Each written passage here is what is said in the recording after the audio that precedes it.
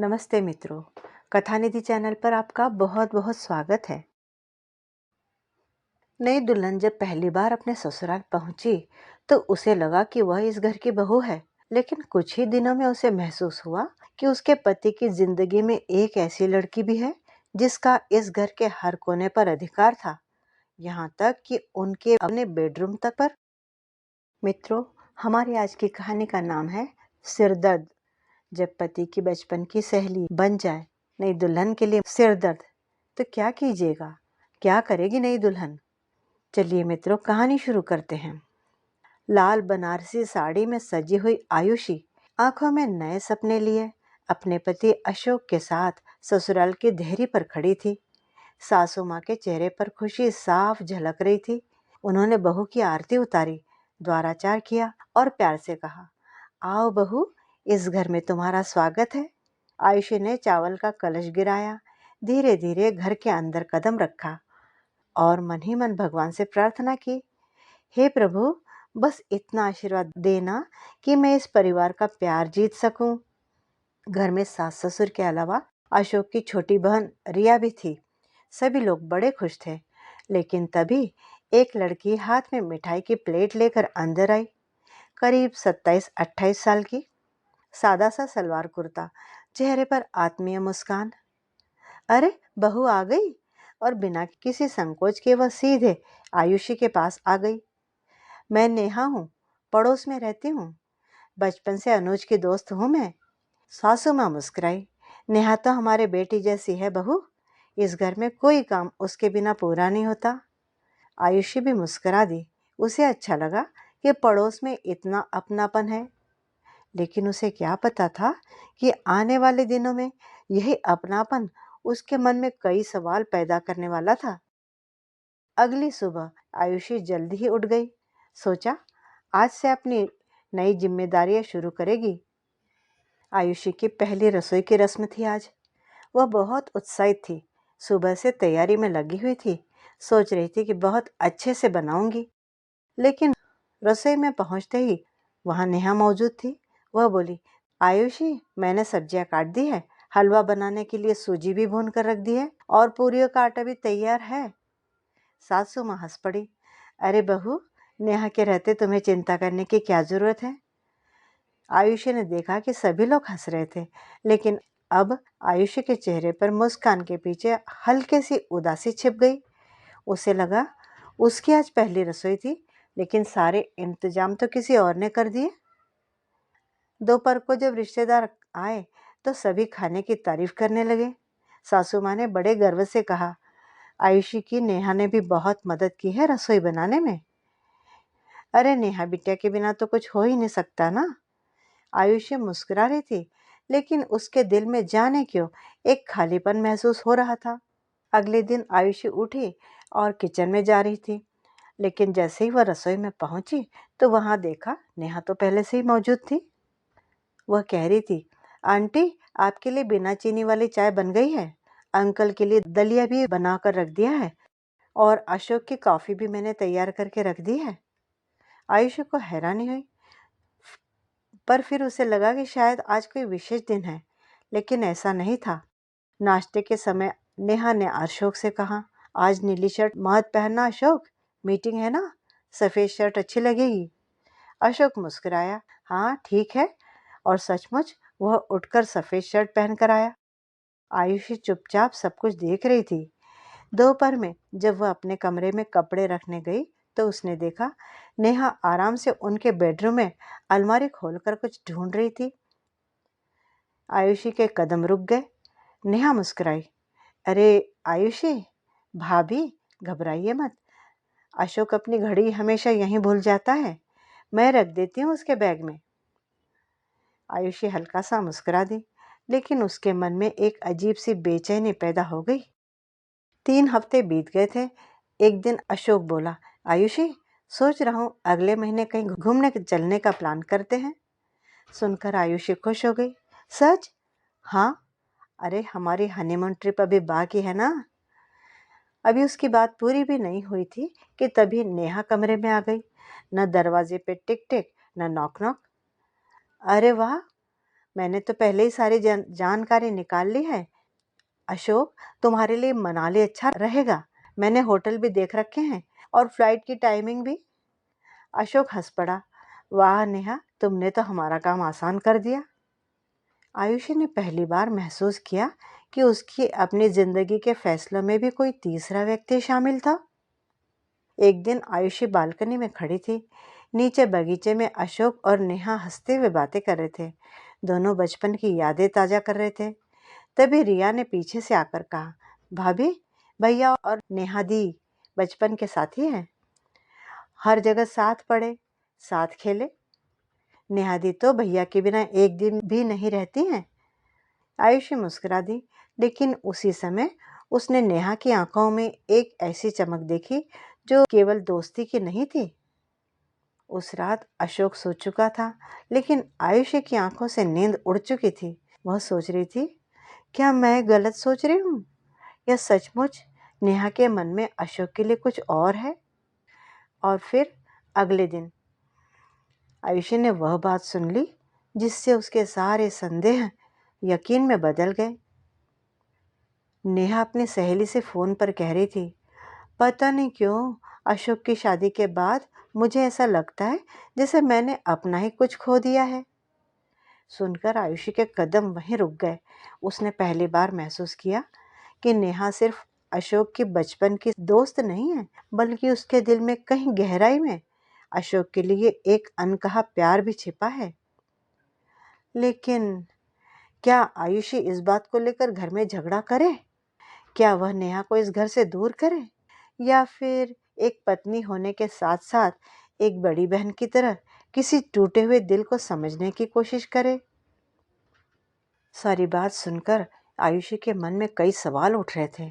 अगर वह चाहती तो अशोक से शिकायत कर सकती थी, घर में हंगामा मचा सकती थी, नेहा को गलत ठहरा सकती थी, शक के दायरे में खड़ा कर सकती थी। लेकिन आयुषी ने ऐसा कुछ भी नहीं किया, क्योंकि उसे महसूस हो रहा था कि नेहा दिल की बुरी नहीं है। शायद वह सिर्फ अपने मन के भावों से हार गई थी। और किसी के मन में प्रेम होना कोई पाप तो नहीं होता, लेकिन उस प्रेम की मर्यादा समझना ये बहुत जरूरी होता है। कुछ दिनों के बाद अनुज और आयुषी की मनाली जाने की तैयारी चल ही रही थी। हमेशा की तरह नेहा ही सारे इंतजाम करने में लगी हुई थी। कौन सा होटल अच्छा रहेगा, किस दिन कहाँ घूमना है, कहाँ खरीदारी करनी है, सब कुछ। आयुषी चुपचाप उसे देख रही थी।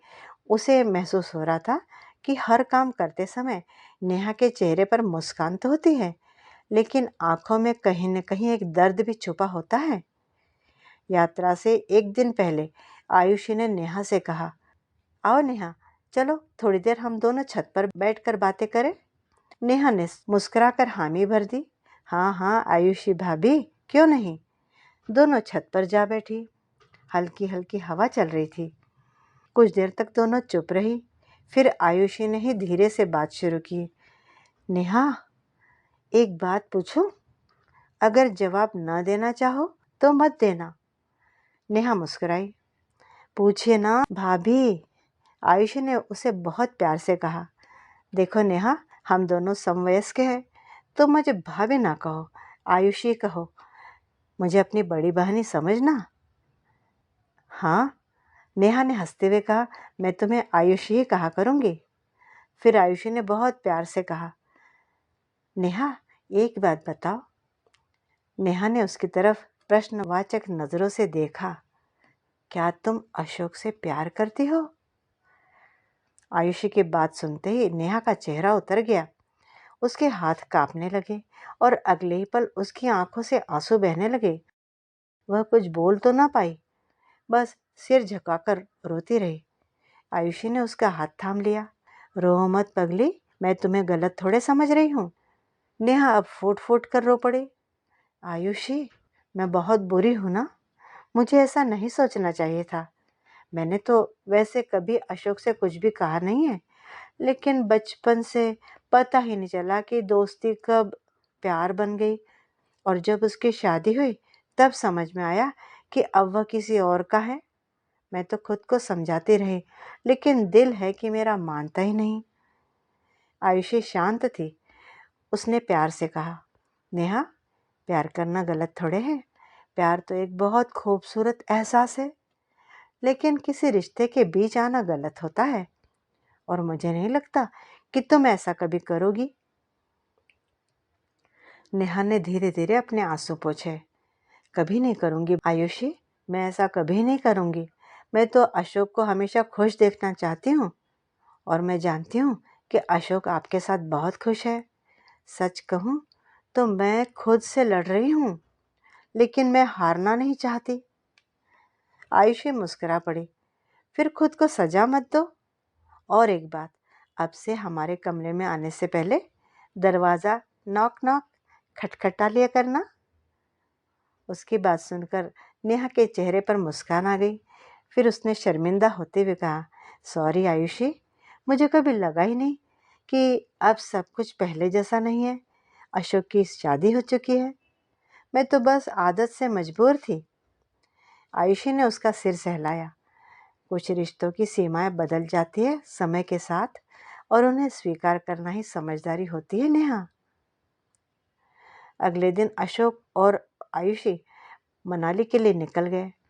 पहली बार नेहा ने कोई सलाह नहीं दी, बस मुस्कुराकर बोली, अशोक, अब अपनी पत्नी की पसंद भी जान लिया करो। अशोक हंस पड़ा। अरे मैडम, तुम्हारे बिना तो मैं सब कुछ भूल ही जाऊंगा ना। नेहा मुस्कुराई, लेकिन इस बार उस मुस्कान में दर्द नहीं, एक सुकून था। एक सप्ताह बाद अशोक और आयुषी मनाली से वापस लौटे। उन्हें लगा कि घर में सब कुछ बदला बदला सा लग रहा है। नेहा अब पहले की तरह हर समय उसके घर में नहीं रहती थी। ज़रूरत पड़ने पर आती, सासू माँ से मिलती और फिर अपने घर चली जाती। वह अब आयुषी के अधिकारों का सम्मान करना सीख चुकी थी। धीरे धीरे आयुषी और नेहा के बीच एक नया रिश्ता बन गया। सिर्फ ननंद भाभी जैसा नहीं, बल्कि दो बहनों जैसा, दो सच्ची सहेलियों जैसा। दोनों साथ बाजार जाती, रसोई में दोनों मिलकर नई नई चीज़ें बनाती, एक दूसरे के साथ बतियाती और हंसती। और अब आयुषी के मन में कोई डर नहीं था, क्योंकि उसने समझ लिया था कि विश्वास हर रिश्ते की नींव होता है। कुछ महीनों बाद नेहा की नौकरी दूसरे शहर में लग गई। जाने से पहले वह सबसे मिलने आई, लेकिन सबसे ज़्यादा भावुक वह आयुषी से मिलते समय हुई। उसने हाथ जोड़ दिए। आयुषी, अगर कभी मेरी वजह से तुम्हें दुख पहुंचा हो तो मुझे माफ़ कर दो। आयुषी ने तुरंत उसके हाथ पकड़ लिए और चूम लिए। पगली, माफ़ी मांग कर मुझे पराया कर रही हो? तुमने कुछ भी गलत नहीं किया है। तुमने सिर्फ प्यार किया था, प्यार। और फिर उस प्यार को सम्मान देना भी सीख गई। नेहा की आंखों से आंसू बह निकले। वह आयुषी के गले लग गई। सच कहूँ आयुषी, अगर तुम्हारी जगह कोई और होता तो शायद मुझे इस घर से दूर कर देता, झटकारता, फटकारता। लेकिन तुमने तुमने मुझे समझा, डांटा नहीं, बल्कि मुझे अपनाया। आयुषी मुस्कुरा पड़ी। रिश्ते जीतने के लिए लड़ाई नहीं, समझदारी और प्यार ही चाहिए रहता है नेहा। नेहा अपने नौकरी के स्टेशन चली गई, लेकिन जाते जाते वह इस घर में एक खूबसूरत रिश्ता छोड़ गई थी। दोस्ती का रिश्ता, सम्मान का रिश्ता, और सबसे बढ़कर एक ऐसी सीख जो शायद हर इंसान को समझनी चाहिए कि प्रेम किसी को पाने का ही नाम नहीं है, बल्कि प्रेम किसी की खुशी में खुश होने का भी नाम है। और सच्चा अपनापन अधिकार से नहीं, सम्मान से मिलता है। कई बार रिश्ते जो टूट जाते हैं, वे न टूटे अगर उन्हें सही दिशा दे दी जाए। और जहाँ अहंकार की जगह समझदारी दिखाई जाए, वहाँ हर गलत फहमी एक खूबसूरत रिश्ते में बदल जाती है। और शायद यही एक घर को सचमुच घर बनाता है। मित्रों, अभी आप सुन रहे थे कहानी सिर दर्द। उम्मीद करती हूँ कि कहानी अच्छी लगी होगी। एक लाइक ज़रूर कीजिएगा। क्या कीजिएगा? जब पति के बचपन की सहेली बन जाए नई दुल्हन के लिए सिर दर्द। अपनी राय कमेंट बॉक्स में ज़रूर लिखिएगा। चैनल पर नए हैं तो चैनल को सब्सक्राइब भी ज़रूर कर लीजिए। कहानी सुनने के लिए बहुत-बहुत धन्यवाद। आपका दिन